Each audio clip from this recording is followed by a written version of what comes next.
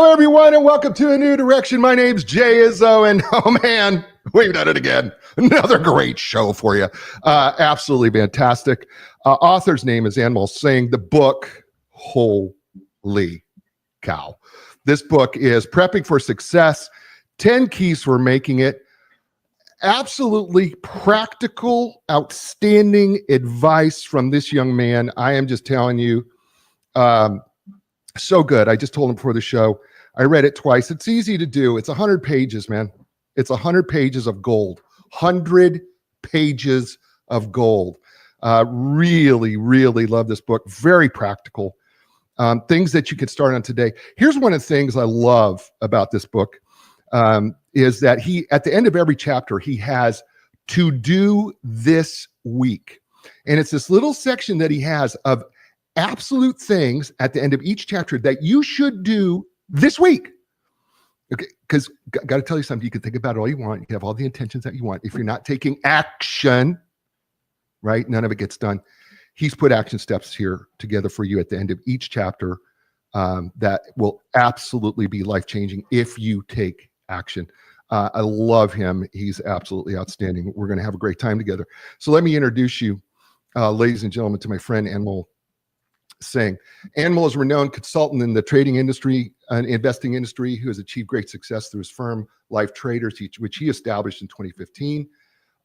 It's earned, Life Traders has earned the #1 spot in trading education for 3 consecutive years. Over 1,000 traders and investors trained and coached by Anmol himself. Anmol's expertise lies in trading psychology. See, guy who's got his master's and plus in psychology, he's going to love doing this. Where he's helped numerous traders worldwide become psychological and behavioral issues that arise in high-stakes trading.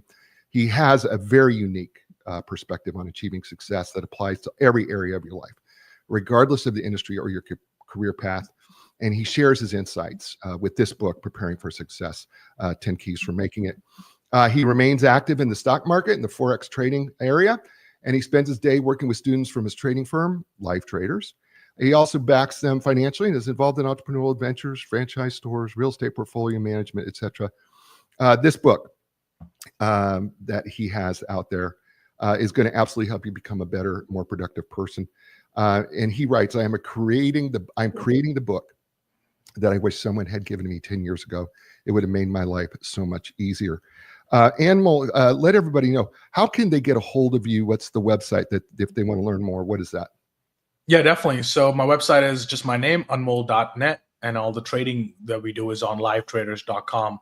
But yeah, I'd love to give your listeners a free copy of my book, actually. They can go to go.unmol.net, and then they can grab a free copy. I'd love to see what you think and what they get takeaways out of the book. Okay, so we'll remind everybody at the end of the show. I'm also going to put that in the show notes that's attached to the blog post, and I'll put the link in there. So everybody, if you want to grab a free copy, Prepping for Success, 10 Keys for Making It. He's going to give away books for you. So listen, if you know people that, who doesn't want to prep for more success, right? So listen, if they're not listening to the show, tell them to listen to the show, but then tell them, hey, you can get a free copy of the book. Just go to this website. That would help out Anmol, and we would thank you for listening to the show. So Anmol, let's just start right into it, all right? With the success keys, because I think everybody's chomping at the bit, wanting to go, okay, come on, man, enough of this talk. What is this about? Success key number 1, let's just jump in. Invest in yourself. And this is the issue of lifelong learning. I am a learner, man. Tell us about why we have got to change that behavior and become a lifelong learner. Yeah, I mean, I think you have a great book besides your book as well, Mindset by Carol Dweck. So it's all about the growth mindset, right? So if you're not growing, then what are you really doing? Dying. Because there's no such thing as stagnation, right? Because if you are over here, but there's somebody else learning, getting better, developing, then they're moving ahead. So you're not actually getting left behind rather than just even stagnation. So you got to grow, you got to invest in yourself. And every great person, right? Take a look at any sports person, athlete performing at the highest levels. They have coaches, they have mentors, right? So why do we think we don't need it? Like, I think a lot of people try to do it by themselves. Maybe it's an ego thing. I'll try to figure it out. I'll do trial and error. And you can do that, right? But it might take you 4 years to do it, where somebody else has already done it. So life is all about shortcuts. Like, what can you do? Not shortcut as, as in like cutting your way short and finding it quicker, but like, what is some of the mistakes that I don't necessarily need to make by myself through trial and error? If somebody out there has already made those mistakes, let's just learn from it. And to be fair, this is the best time on planet Earth. Like, literally anything you want to know is available online. Anything. So if you're not developing, then what are you really doing? And the goal is for me to get better every day. And the only way you could do that is investing in yourself. And it also shows you a lot about who you are as a person, because you are willing to invest in you, right? Just an idea. You're just an idea at this point, but you believe in yourself enough to invest in you. And for me, every stretch in life that I've gotten to a next level has come with some investments, whether in the form of a coach, whether it's form of a mastermind, whether it's donating to like a billionaire's charity. I can have lunch with them, right? All these things I try to do to stretch myself, and investing in yourself is the absolute key. Because if you don't invest in yourself, how do you believe your clients are going to invest in you? How do you believe others are going to invest in you if you don't believe in investing in yourself? So true. So true. So well said. I don't want us to get caught up because, a lot of times when we tell people, you and I, as coaches, we talk about people becoming learners, but you could gather a whole bunch of knowledge, but if you're not applying it back to your life, how much value is it? Talk to us about take what real learning is in terms of not just gathering knowledge, but applying it back. Absolutely. So true knowledge is applied knowledge. Otherwise, it's just organized information. Right? Otherwise, all you're doing is just hoarding all this information, but the results in your life are only going to show up if you actually take action on it. And that's actually one of the reasons in my book, every chapter ends with, okay, here's the 5 things you need to do before you continue on with the next chapter. Because otherwise, it's just going to be another book you read and you're going to say, wow, great information, thank you. And then you don't do anything with it. Right? I know so many people who brag about it, like, oh, I've read 10 books this month. I've listened to so many podcasts. I'm like, but your life doesn't demonstrate you taking action on any of that. Right? I mean, you just read this. I mean, Napoleon Hill in the Think and Grow Rich, when everybody says that they've read it, he talks about having a board of advisors, a mastermind group. Right? He talks about having people to bounce idea, a council of men. And then I'm like, everybody claims to have read that book, but how many of you actually have a council of men? Or how many of you actually have your own board of advisors? They don't. So I'm like, so you didn't read the book, or you maybe just read it and now it's just information in your head, but you didn't actually do anything with it. And life will only change if we change. Life will only change if you take action and do something different. So if you want something different from your life, you have to do something different. That's so good what you're saying here, because I do read a book a week for this show. But I don't just read a book. I try to find a way to apply something from that book immediately, either that day or that week, with my coaching clients, with my friends, with myself, of what can I do to take something like, for instance, you talk about learning, right? And I had to ask myself some questions, right? Like, as much of a learner as I am, how well am I applying this information? What am I going to choose to apply today? How can I organize it in a way that it's going to make the most sense? Where can I apply this? I'm constantly asking myself those questions because I know that reading the book, and listen, I outline it, right? I outline the entire book that I read, but I've got to find a way. How can I implement, maybe not everything as much as I want to, but can I implement 3 things that you've talked about? And I got to be honest with you, it's more than 3 that I've implemented already since I read the book. So that implementation becomes so critical to our growth. True? 100%. Because without that, again, it's just going to be information. So I think I call it like the triple R method, right? Anytime you're getting any information, right, you use the 3 R's. So first you read it, right? So you read the book. Awesome. Now, don't just read the whole book in entirety. I always help you read a chapter, close it. Now you do the second R, which is reflect. Okay, what did I just read? Okay, what did I gather from it? What's my understanding of that? Do I really understand every word that I just read? Right? Reflect. Then the third R is results, measuring the action of what you just read by applying it to your life. So you read it, you reflect it, you apply it, and then you measure the results. Now, if there's no measurable results, don't feel bad about it. Move on to the next thing, right? Because sometimes you read information, maybe that's not applicable to our business or it's not applicable to our life. And that's okay. That's how you want to learn to sift through information. But the first thing is you read it, you reflect it, and then you apply it, and then you measure the results of actually applying that in your own life. So if, one of the books, one of the chapters I talk about is integrity. right? Like living through your word. Now reflect on that. Where else in my life am I being a lack of integrity, or am I showing up with a lack of integrity, or where there's room for improvement? Reflect on it, and then start taking measurable actions, as I talk about in the book. Is like, okay, now what do we do to fix it? How do we ensure this doesn't happen again? Now you're actually applying all the information, so you're making that book a part of you. And again, if you do that with every book, I mean, I'd rather people read, let's say, 5 books the whole year, but they make sure they understand every word they read, they reflect on it, they apply it. I think that's going to go much further than having a lot of this information. Yeah, I agree with you. I think there's a key term in here throughout this whole book. There's a theme that you don't explicitly say it, but you say it in terms of, at the end of each chapter and also within each chapter. And that is, man, you got to develop your self-awareness of where you're at in each one of these keys. Because I felt like when I read this book, I felt like, okay, I got to become more self-aware. Where am I as a learner, really? Where am I in integrity? Where am I in truth and consequences, right? Where am I in self-discipline, right? I think where we lack, correct me if I'm wrong, but I think where we lack as humans is we're often not very self-aware. Would you agree with that statement? Yeah, and I think it's getting harder and harder with all this information on our devices that we don't actually get to time to sit with ourselves and to reflect. Because as soon as we open our eyes in the morning, we're grabbing the phone, emails, texts, social media, usually ending the night the same way too, right? So, and then in the middle of the day, there's the day of our work life or our day-to-day living. So where is the time to reflect? So you got to create that time. Like, so for me, the evenings are the reflection times. Well, sit down, and even it just be put on some headphones, some instrumental music, something without words, ideally, and I just sit and I reflect on my day. Right, I journal every night, and it's a very short journal process. It takes me 2 minutes to journal. Is I just write down, okay, where could I have done better today? What could I have done better?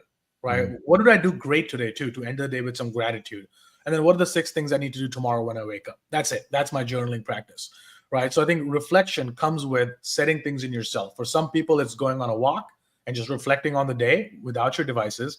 Or number 2, you sit down and actually journal, right? That gets your thoughts out on paper. And I really believe in that because, sometimes when we go to bed with thoughts in our head, it's fine. I find it hard to go to sleep because my brain's always working with ideas or things that I could do. So what I do is I just do a brain dump on a piece of paper, all my thoughts, and I'm like, all right, boom, now I can go to bed. It's on the paper, we'll deal with it tomorrow. Right. So I think it's got to be a conscious process of creating that time to reflect. Otherwise, day is going to be filled with devices or things you want to watch or emails that come in, or somebody sends you something on a Twitter or a video to watch. There's always going to be something, and so I perfectly like to just schedule it, put it on the calendar. All right, 10 to 10:30 p.m. That's my reflection time. I'm going to sit, reflect, journal, and then that handles all of that practice. Now, I take a little bit different approach with gratitude. I like to start my day with gratitude. So I like to write down 7 things that I'm grateful for. Before I don't want to look at my phone. I don't want to look at the computer. I just want to write down 7 things I'm grateful for.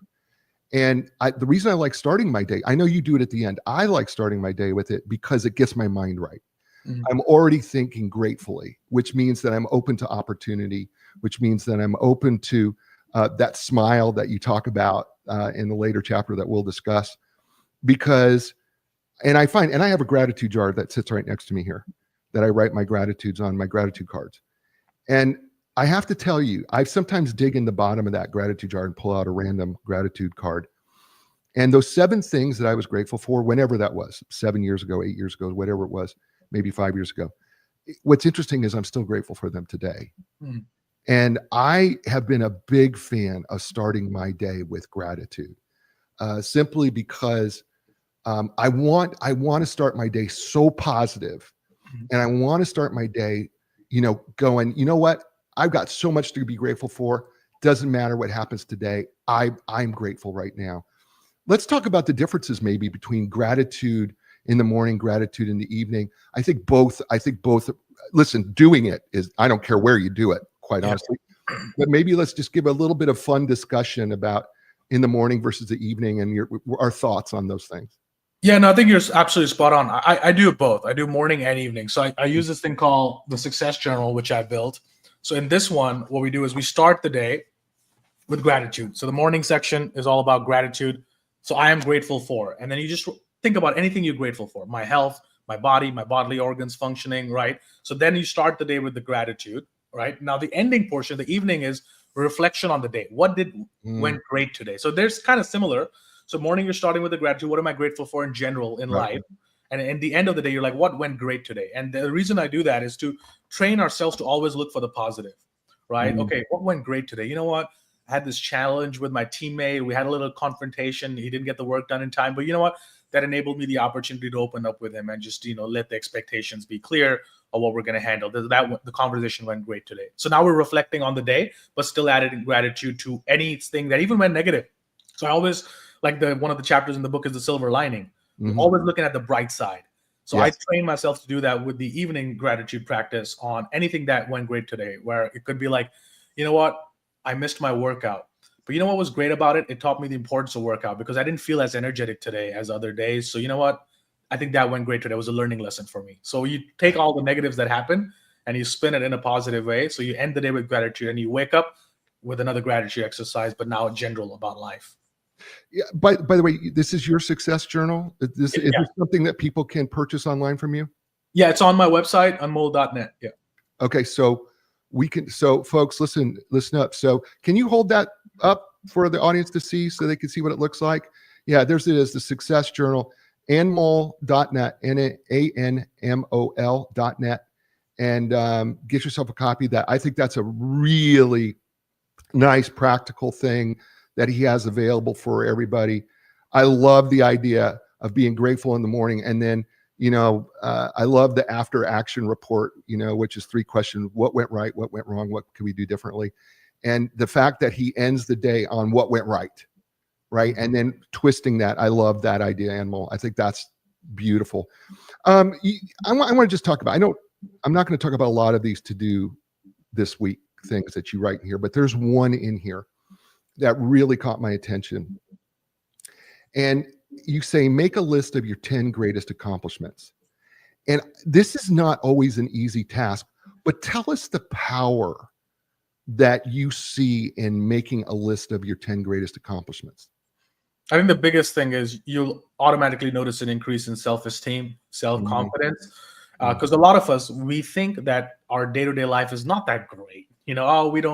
I didn't do anything great today. I mean, look at Elon Musk, look at all the things he's doing. I didn't do anything great in my life. So we train ourselves to minimize ourselves, right? But hey, maybe you're a single mom, right? You just took care of your kids. They were super happy. You had a great day. That's a great accomplishment, right? Or you brought those kids up and now they're grown up and now they're, beautiful kids achieving things in life.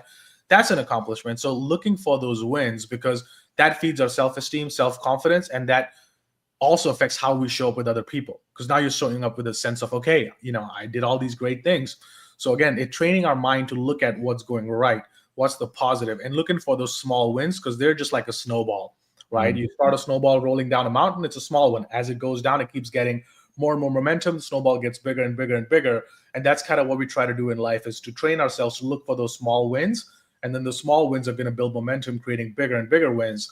But the key is, again, reflection, noticing it, sitting with yourself, and giving yourself credit, no matter how small that task might be.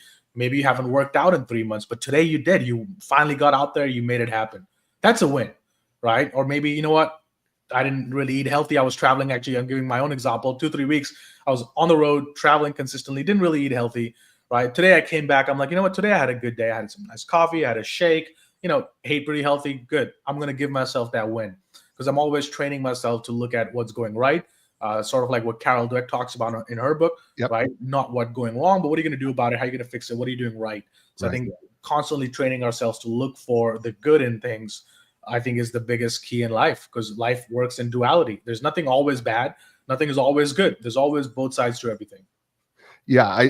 Matter of fact, you have a great statement there about, and this is something I learned in my practice too over the course of years, is there's neither good or bad. There just is. And so if you could take a neutral look at things instead of labeling them good or bad, that can really be a game changer if you could just get to that neutral space, because it just helps us with our confidence. It helps us with our self-esteem, but also what it does, it limits our reactions to what we perceive as bad or good. Yeah. 100%. I think is you got to train yourself to always find the good. And if you look hard enough, You're going to be able to find it even in the worst scenarios, right? Like for me growing up, like I wasn't the most popular kid. I was completely shy, completely introverted. I still am to a certain extent. And, you know, this is going back when I was like 22 or 23. You know, I was in love with this girl, you know, completely madly in love, right? And then what happened was, well, she ended up choosing another guy who's like this English Premier League football player. And he was making obviously a good amount of money playing for a big soccer team. At that time, I was still, you know, very new to trading, still figuring my way out. I wasn't really that successful. And to me, that was a kind of a hurt. I took it the wrong way. I was like, well, money's never going to be the reason I'm never going to be chosen again. So now I could look at the situation as so negative that she chose somebody else. But now looking back, I'm like, that was actually the catalyst that I needed to stop being an introvert, to go out there, to build my business, to get successful. And so even though the money was made through a little bit of a pain, the decision I made, because money will never be the reason somebody will ever be chosen over me. But now if I look in the good in that, I'm like, wow, if that heartbreak never happened, I could have still been that introverted kid on his Xbox, not doing anything with his life. And now here I am. So I look for the good. The good is I built all of this business. I built myself up because of all of that. So even in any bad scenarios, you can find the good if you look deep enough. His name is Anmol Singh. The book is entitled Prepping for Success, 10 Keys for Making It. You want to find some good today? It's right here in this book. You're listening to him here on A New Direction. Hey, folks, Zoundy, it's the ultimate game changer for authors, publishers, professionals, anybody who's got an audiobook or in the audiobook space. Listen, here's the cool thing about Zoundy, Zoundy. As an author, I could tell you this. People download my books, right, on other audio streaming services. Here's the thing about Zoundy.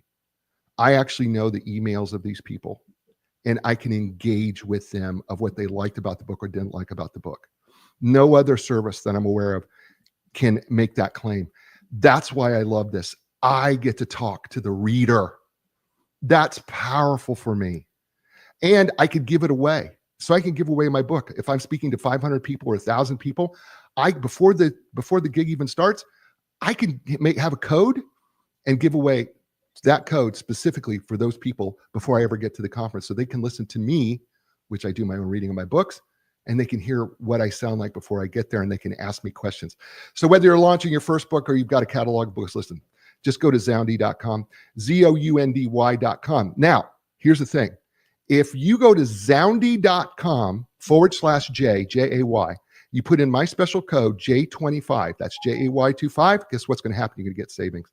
Just go to Zoundy.com/J, enter my code J-A-Y-25, get outstanding savings when you want to have an audiobook that actually has power. And Linda Craft Team Realtors, what can I say?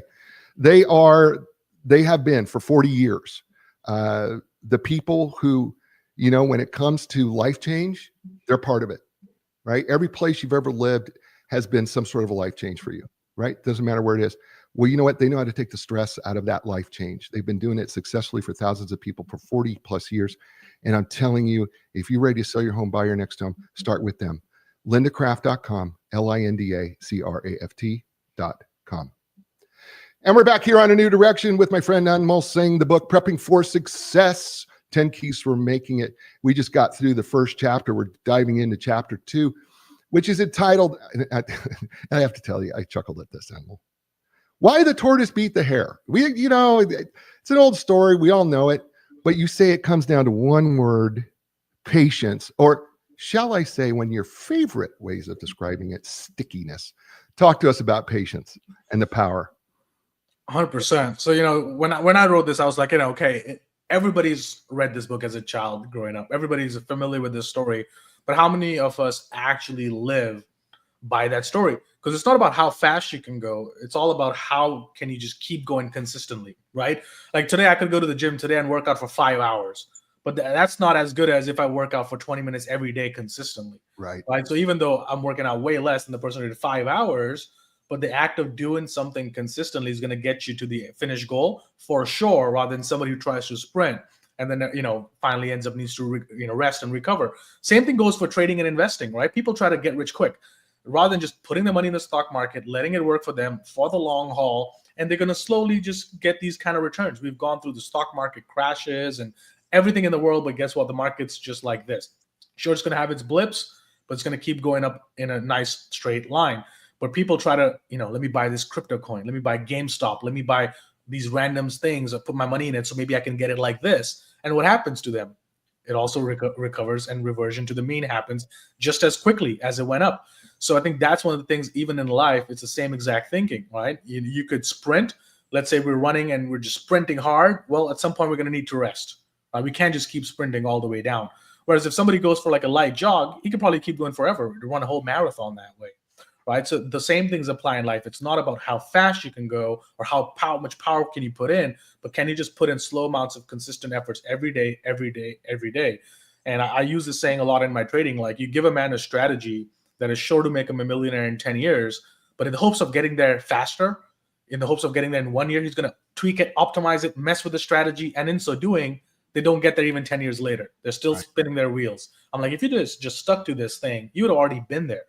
And I think that applies across the board to any businesses that I've seen, right? Businesses come and go all the time, but the businesses that last a long time are focusing on the slow, consistent wins and building that momentum rather than going for that next big deal that I'm going to raise so much money as a startup. I mean, the majority of the startups are, not really doing that well in this environment, but the ones that are doing well were the slow ones that have now finally reached a level where they have the cash in their balance sheet, they have the accounts, they have the customers and the suppliers, and they've built the trust over time.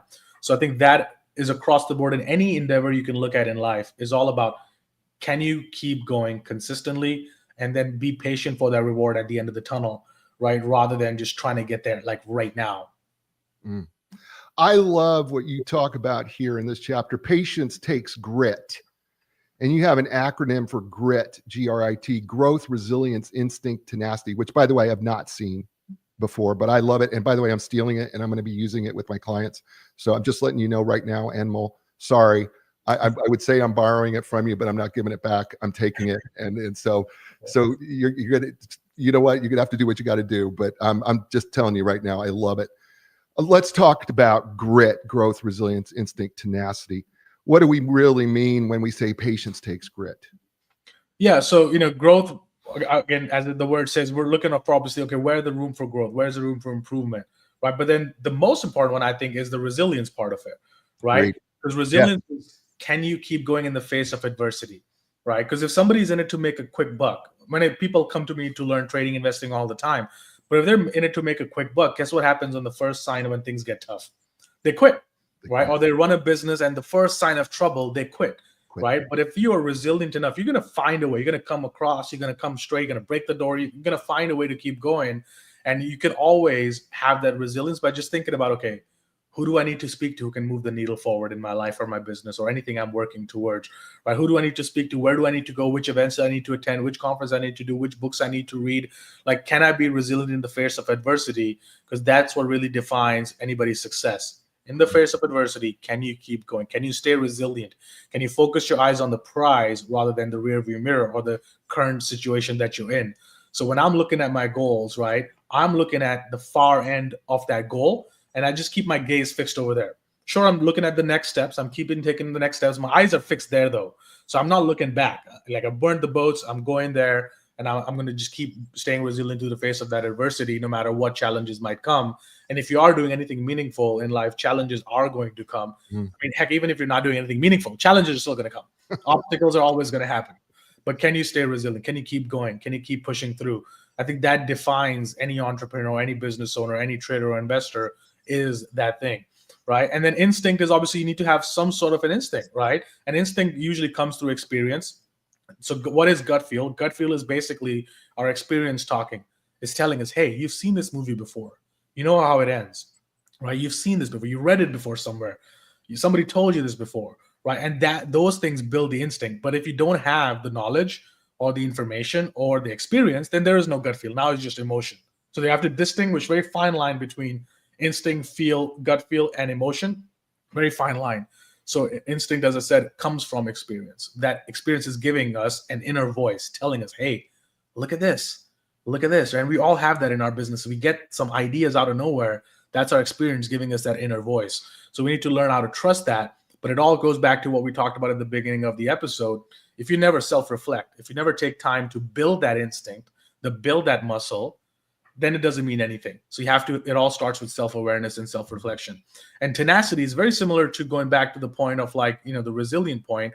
Like, how tenacious can you be? Like, who do you need to speak to? How gritty can you get? Right? Like for me, anytime I'm struggling or I see a roadblock in my business, the first question that comes to my mind is, who can I speak to? Who do I need to get in touch with? Who do I need to contact? Who do I need to hit up? Whose mastermind group that I need to go in? That is my first instinct, right? That comes to me. So I think people need to think about it in their own life. Are you really resilient? Really think about that question deeply. Like, let's say the worst case scenario that you imagine happens. What are you doing? Right? Rather than waiting for that situation to happen and then thinking about what you're doing, I play these scenarios over in my head. That's why I talked about I have a hard time sleeping sometimes, because I'm always thinking, okay, what if the worst case was to happen? What would I do? And I play that over in my head. So when it actually happens, I'm prepared. I've already thought this through, right? I think that is what grittiness comes down to. It's like, who do you need to speak to? Where do you need to go? Which conferences can you attend? Who can you rub shoulders with? Who do you need to call? I think that is the biggest thing when it comes to, let's talk about grit. Well, I think resiliency, and I do agree with you here 100%, that resiliency is so critical, and it's a muscle, and it's a muscle that can work two ways, right? If I got a hard time coming up and I'm resilient enough to get through it, I've just built a muscle. I don't care how small the resilience is, right? I could build that muscle. But if you get in the habit of quitting, and by the way, it can become a habit, you now build a muscle of quitting. And so then quitting becomes easier than sticking it out. And so now what happens is, if you don't develop resiliency, then you become a quitter. And who wants that label? Yeah. Right? I mean, you don't want that label. And when I think of tenacity, right, I think of that word that you had, stickiness, right? That I am just going to stick to it, right? And I'm going to tough it out, right?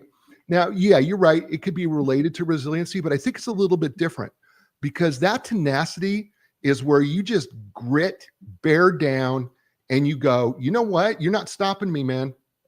You're not stopping me. Mm-hmm. I am going. I am taking the next step forward, because you know what? I've got this thing that says I'm tougher than whatever's happening. And I just thought that this was such a great acronym, which is why I'm stealing it, because it was so good. And I don't think we think about developing these muscles, right? Of growth, resiliency, instinct, which requires, by the way, you got to be in the game. You can't develop instinct if you're not in the game. Instinct doesn't come by sitting on your tail and hoping that things change. You got to be in the game. And that tenacity, that whole thing of, I'm just bearing my teeth down, man, I'm going. I think it's so critical to what we're doing. And we got to build those muscles. And I don't think we do a very good job of that. I don't know if you agree with that or not, but that's kind of my feel. Yeah, no, 100%. And I think when it comes to the word like tenacious, right? Like I think about, let's say, Elon Musk, right? Whatever you think about the guy, right? The thing is, when people say no to him, he's like, no, but this is where we're building. We're going here. This is where we're building. If you're not the right people to build this, I'll find somebody else. But this is where I'm going. So that's the kind of tenacity that I think of. And this happened to me like about 3 years ago. Had this whole marketing team, and we were like, okay, I want to do this. I'm giving them all my ideas, and then they're like, you know what? I think it's going to be a little bit challenging. It's going to be this. I think we should scale it back a little bit. We should do these smaller events. I'm like, okay, no. This is where I'm going. If you're the right people to get me there, awesome. But that's the goal. That's where we're headed. So if you're not the right people, there's going to be somebody else who can help me get there. Clearly, there are people doing it at that level. So either if you're not the right person, then we can find somebody else. But this is where we're headed. And I think when you lay it down confidently and you show that you believe in your own goals, the team will follow through. Then the question becomes not about can we do it or not. The question becomes, okay, what skills do we need to develop? Right. Help him get to that goal. What skills do I need to develop? What do I need to learn? Do you need more training? Do you need to speak to somebody? Do you need to go to events? What do you need to help us get to that goal? Because that is where we're going, and we're not negotiating with that goal. So I think that's the biggest thing. And guess what? The team was like, okay, you know what? Give us 3 months. We're going to study this whole business model, everything, and we'll come back to you. 3 months later, they came back and they're like, oh yeah, it's doable. I'm like, great. So it was doable all along, but your mind wasn't allowing yourself to think that it's available because you're thinking about your current situation and your current skill set and your current knowledge scale. right? But if you are a lifelong learner, then get better, develop more, right? I think that's the whole thing it comes down to when I think about tenacity, is setting the boundaries and the goals up front. That's where we're going. We're not going back. We're burning the boats. That's where we're headed. So either you develop your skills enough to help me get there, or let's find somebody else who can help me get there. So right. We're not deviating from the path. Right now, The only way you deviate from a path is if you can sit down with yourself, reflect, and say, okay, I've done everything. I've tried everything. We've literally tried everything. There's nothing more we can do. We've spoken to everybody. Okay, then maybe it's a path. Then you can make a conscious decision to pivot, right? But a lot of people, as you said, pivot very quickly. Yeah. Right? They quit very quickly. Any sign of trouble, they give up. And I always tell them, before you quit, ask yourself 5 questions. Is there anybody that I could speak to that can help me? Have I taken all the trainings or online courses or whatever I can find on that subject? Right. Have I read all the books that are on that topic? Have I attended all the conferences that has to do with that subject? If the answer is yes to all of them, okay, maybe you've tried everything. Fine, you could pivot, right? But if you can answer even one of those things, you know what? Yeah, I should probably get in touch with that guy. And you didn't do it, then you can't quit. Keep going. Talk to that person. Move the needle forward. Yeah. And then there's always YTU, right? YouTube University. 100%. Yeah. Chat GPT University nowadays, even. You know? Right. I mean, it's right at our fingertips. You have 3 things about how to get rid of impatience. So I'm going to give them to you one at a time, and then I want you to expand on them if you don't mind. All right. The first you have here on how to get rid of patience is focus on why you're impatient. Talk to us about that. Yeah, so I think a lot of times, when we can get comfortable with self-reflection, you'll come up with some sort of a reason, right? And it usually has to do with some other area of our life. So I always tell people, take a hard look at your life and see what other areas in my life do I have a lack of patience, right? Where else am I showing up the same way? Because how you show up in one area is how you show up in another area. So notice your relationships. Are you short with the people in your life or your relationships? Maybe, your wife said something or your kids said something and you're getting impatient. So now that impatient is a personality trait that you have to cultivate and you have to get through, right? And the key, a lot of that comes down to self-reflection, meditation, learning how to take deep breaths. So I think one of the things I coach my traders is that when they're in a trade or investment and they're getting impatient, you can see it in their body language. They lean forward, they're like looking at their screens and their monitors, and they're like very tightened up and very shallow breathing. And I always teach them to just lean back, right? Notice that just that posture changes a lot in the way you think. Lean back, take a few deep breaths, and learn to just be calm and focus your gaze on that end goal. That is where I'm going, and this is just a way or obstacle or hurdle before I get there. But I need to think about, okay, how do I overcome that hurdle rather than just trip, fall over, and give up? So I think that is some of the things to look at in terms of patience. It's a muscle. You got to train it. Yeah. So, okay, let's look at the second part of how to get rid of patience. I love this one, by the way. This is brilliant on your part. I mean, the whole book's brilliant, but this is really brilliant. Isolate your impatience triggers. Talk about it. Yeah. So learn and notice what is actually triggering you. A lot of times it's the exact same thing, right? For me, as I talked about earlier, when I was an introvert, what would trigger me would be social events, right? If I go socially or if I see somebody doing better than me, that ego thing comes up. You're looking at somebody doing it better than me. And I'm like, okay, that caused a reaction in me, right? And that triggered me a little bit. Okay, where's that coming from? And you ask yourself deeper question, why am I triggered with his success? What's causing that? Okay, maybe because I don't have that. Okay, why do I not have that? And you keep asking this question. Okay, you know what? I never took those actions. I never went out there. I never pushed myself. And you notice these kind of little triggers. But again, it all goes back to self-reflection. Because if you never take time to sit down with yourself, you're never going to notice these things. And you're going to find life will constantly trigger you. Somebody in the traffic will cut you off and you're going to get triggered, right? Notice all these little things that trigger you, cutting you off in traffic, right? Maybe in a grocery store, somebody cuts into line or something. There's always these triggers, and it's just because, again, we're being a little bit impatient. But if you just learn to ride the wave, somebody's cutting me off, God bless him. Great. Maybe he's in a rush. Let him go, right? And you start noticing all of that, and you start slowly. The first step is awareness, because without awareness, you can't fix anything because there's nothing to fix. Once you become aware, 90% of the problems are solved, because now you're like, okay, yeah, that did trigger me. Why is that? Why is the first question always that? Why did it trigger me? What's it trying to teach me? Going back to how I ended with the journal, whatever happened today, what was it trying to teach me? What was the lesson from that? As you start looking and you train yourself in that muscle, that's when everything changes. So start noticing what's triggering you, what's causing you to be impatient in your life. Awareness. Gain that awareness, half your battle is always solved. 90% of the population operates without no awareness of what's triggering them. You go online, you take a look. I mean, I don't want to get into politics, but look at it. People get triggered all the time, both sides, right? Everybody's getting triggered left and right. I'm just like, why though? Right? What's the bigger end goal you're trying to get to? So Agreed. that's the big thing. Yeah. Agreed. The third one is, and I love this, it's so clever. Don't become impatient about learning patience. Yeah, I mean, I hear that every day in my community. You know, like there's traders, investors who are coming in for coaching, and then they're like, but this trade is taking too much time. I thought it's going to be already there yet, and then I'm like, oh no, just learn to be patient. And they're like, but how do I be patient? Like, can you teach me like what do I need to do to be patient? I'm like, no, that is the patience. Patience is the muscle to just sit on your hands and do nothing. Right? Like, can you just sit on your hands and allow your investments to just work for you? Can you do that, or do you have to micromanage every little detail? But then they're like, but I want to be patient too. I'm like, what can I do to be patient? Do you have a course on patience? I'm like, there's no courses for patience. Patience is what it is. It's patience, right? Sit on your hands, do nothing, get comfortable. And the way a lot of times I do it is I just put on my headphones, distract yourself. Because if you're always just thinking about one thing, it's going to create a little bit of an impatience because you want to get there fast. But put on your headphones, distract yourself, put on some music, right? Do something to build that patience muscle. And sometimes it involves taking your focus away from the task that you're doing, changing your gaze, right? Keeping the eyes on the prize, but changing it from the current moment that you're in and just doing something else, going out for a walk, do something. That's beautiful. His name's Anmol Singh. The book's entitled Prepping for Success, 10 Keys for Making It. Great book. I'm telling you, it's so good. And he's good.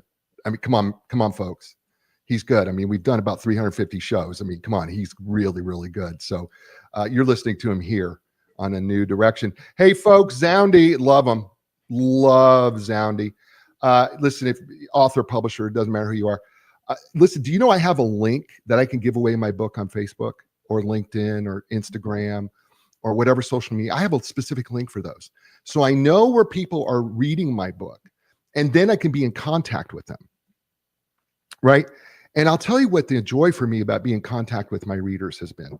My joy has been that they get to tell me things like, they give me ideas about what the next book I should write, or, I would love it if you would talk about this. And I love that interaction that I have with my readers now that no one else gives me through my audiobook. And that is what Zoundy does. And it's more than that. I mean, it can generate reviews. You can network with the right people. Think about it. Authors, right? Have you ever said, man, if I could just network with the right people? Well, you can now. You network with them because you got their email address. You can engage with them, and it can drive real results for you. So listen, go to Zoundy.com, ZOUNDY.com/J, J-A-Y, that's me. Zoundy.com/J, then enter the promo code JAY25. That's JAY25, and you'll unlock special savings, and you're going to be so glad you did. Zoundy.com. Linda Craft Team Realtors, listen, 40 years, going strong, been at the top of the game. But here's the thing I want to tell you about. I think their website is unmatched. LindaCraft.com, LINDACRAFT.com. Listen, they have everything all the other websites have that you're going to see out there when it comes to real estate. But here's some of the things that they're doing that go the extra step. One is, they have a child psychologist who wrote an article about how to move with children, or the veterinarian tells you how to move with a pet, right? And they have a weekly show called Real Estate Right Now, which allows them to interview some of the best people to help you know what's going on in the real estate market, things that you should know as a buyer or a seller. If you're a new first-time home buyer, right? Even if you're in the commercial space, they're talking to the people who are in the know so that you can get the latest news, and that can help you make the right decisions. So check out lindacraft.com. I'm telling you, it's the best that I've ever seen when it comes to real estate sites. Maybe I'm a little biased, but that's okay. lindacraft.com, LINDACRAFT.com. And we're back here on A New Direction with my friend Anmol Singh, Prepping for Success, 10 Keys for Making It. He doesn't know he's my friend. I say that. He doesn't have any idea that we're friends, but we are friends. Well, at least I think we are. He'll let me know later if we're really not, but I think we are. I think we're doing okay. So we're going to talk about success key number 3. It's entitled Lights, Camera, Action. And you come out of the blocks in this chapter saying only action can get you across the finish line. And you talk about that why people resist taking action, even in the smallest thing, is mainly because of fear. Talk to us about action and fear. Yeah, definitely. So I think a lot of the action stuff, in the beginning of the episode, we talked about how a lot of people, we get stuck in the learning loop, and I was one of them, right? And so sometimes I can still get into that, right? Because there's a belief in us that, okay, because at the first chapters I talked about lifelong learning. So then people say, okay, great, I need to lifelong, be a learner. I need to just keep learning.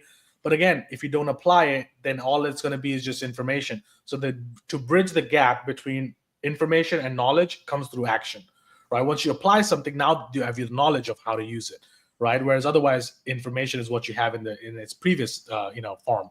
So not action, nothing can change without that, right? I could read all the books on health and wellness and all these amazing scientific biohacking workouts, red light therapy, cold plunge, but if I never actually work out, if I never actually eat healthy, none of that matters, right? You can read all the books about investing. You can read Warren Buffett's biography. You can read all the things about that. But if you never actually invest, well, nothing's going to change. So action is the only thing that's going to change. So think about it, like the way I like to explain it is, imagine there's a boat, right? And there's a boat on the water. What's going to happen to that boat? Well, it's just going to drift, right? It could go wherever you want. It could go left, it could go right, it could go straight, it could go back. It'll just drift with the winds of life. And that is how our life really is. Life is just a drift, right? And it's going to drift the way it's going to drift. Now, however your life is right now, it's the cause of the drift, right? If you didn't take any action, it's going to end up how it's going to end up. So the only way we can steer that boat to where we want it to go is through action, is we actually take control of the wheel and we steer it to where we want it to go. Then we get to our destination. Otherwise, it's going to drift. So some people, they're like, okay, now I'm 50, 60, 70 years old. My life just ended up this way. I'm like, yeah, because you just let it drift. It was just drifting and it just got to its natural destination and you had no control over that drift, right? So the only way to control that drift is through action. That's how we control our life. So you take on a goal, you get all the information, now you apply it, now that becomes knowledge, and now we can take control of that boat and steer it to where we want it to go. And that is the only way life changes. You can read all the books you want, you can listen to all the podcasts you want, you can attend all the seminars you want, but if you don't actually apply it or execute on it or take action on that, all it's going to be is a dream.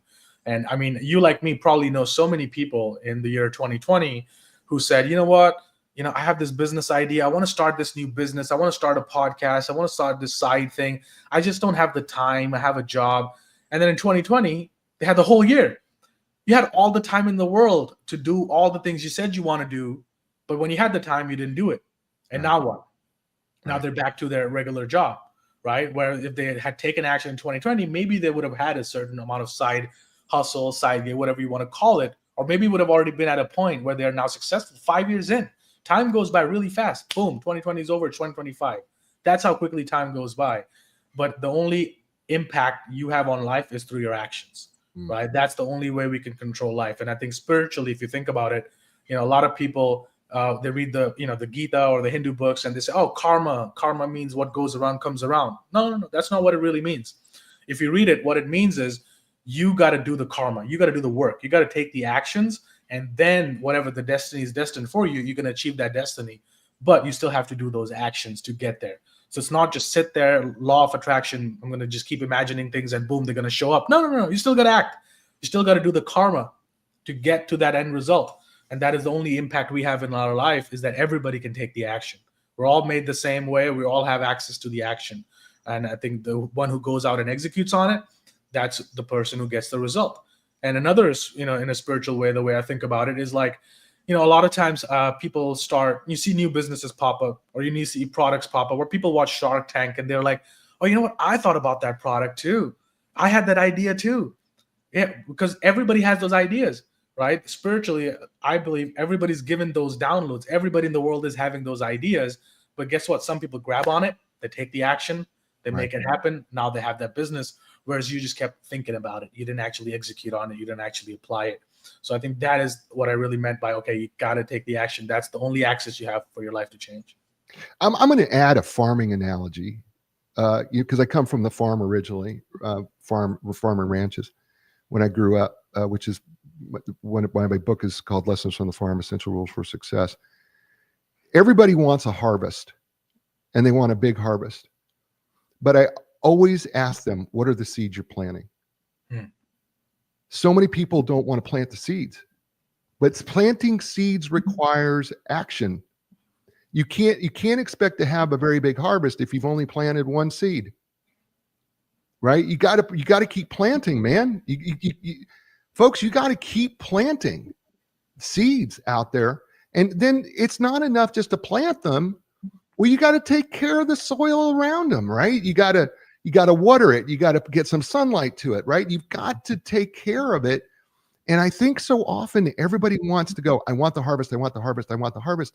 And I even say this to my clients. I have clients who go, well, what seeds are you sowing? Right? And I mean, it fits in with your karma analogy, right?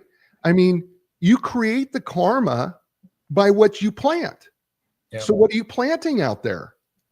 Right? Is what you're planting positive? Is what you're planting something good? Is what you're planting possible opportunity? What are you planting? Because you're only going to get the harvest of what you planted. So if you're sowing seeds of negativity and you're sowing seeds of, I'm only going to pick and choose what I want to pick and choose, well, you may not get the harvest that you're expecting because you're planting the wrong seeds. You wanted corn, you planted soybeans. Yeah. Well, that doesn't make a bit of sense. And so, what are you planting? And planting takes action. And it's not just the action of planting, it's the action of nurturing too. And that really stood out to me. And even more so as you started speaking about it, and I just don't think we take that. I don't think we take that action. Yeah. I think that's a great analogy. I think what you just said is absolutely spot on, because I really would go as far as to say just plant something, right? Maybe if you plant something, you realize, okay, that's not the harvest I wanted. Great, at least you learn from it. Right. Okay, that's not the seed I should have been planted. Let me plant something else. But at least you're moving forward the needle of learning, okay, what's the right seed to plant, what's the wrong seed to plant. But a lot of time people say, oh, but I didn't plant anything. I'm like, no, that's even worse. Right. Because you think, okay, if I don't plant anything, I'm not going to get harvest. But no, if you don't plant anything, the weeds are going to grow. Right. The weeds are going to grow. Right. Like, so you got to at least plant something, and maybe you don't like the harvest. Great. Next time, plant something else. Yeah. But start at least planting, start taking action. Yeah. That's beautiful. I would love to go further, except we've done an hour. Time flies by fast. It's gone by it always does. It always goes by really, really fast. You threw out a number of things. I just want to remind people, a couple things I'd love you to reiterate. One is how they get a hold of you, also getting a free copy of the book, where they go. And then I would also like you to promote your success journal, because I think it's fantastic. Yeah, definitely. I think the best way would be to go to go.unmol.net. There we can grab a free copy of my book. We'll ship it out to you, just cover the shipping. And then as far as the journal is concerned, you can find that on my website, unmol.net. There you'll see the button for Success Journal. But if you want to connect with me, I'm the most active on Instagram and X, Twitter. My username on both of them is the same. It's Delta90. It's all spelled out, DELTANINETY. Don't ask me why. I had it when I was like 18, 17, 16 years old. And life's gone by fast. I forgot to ever change it. So now we're stuck with that. So it's Delta90 on Instagram and Twitter, and unmol.net is my website. And what was that? What was the book that you'll send out? What was that website again? Yeah, so it's called go.unmol.net. So go.myname, unmol.net. And then you'll be able to grab a copy of Prepping for Success, 10 Keys for Making It. This has been awesome, man. Thank you so much. I'd love to bring you back again, because we didn't even get quite through 30% of your keys. I'd love to bring you back at some point and maybe talk through some of these others, because so good, and you're so good. And I really enjoyed having you on the show. So hopefully maybe we can work it out where we can arrange you how to come back sometime in the future. I'd love to do that with you if you're open to it. Thanks for having me. It was really amazing chatting with you. All right, stay with me, will you please, Anmol? Hey, folks, this is the show. You know what I say to you? You know what? You're in control of three things: your attitude, your effort, and your resiliency. Fact of the matter is, life is going to come at you and may hit you hard. Circumstances are circumstances. Some of them are out of your control. Some of them are in your control. Fact of the matter is, you still have a choice of your attitude. Take control of it, because your attitude is up to you. Your effort is tied to your excellence.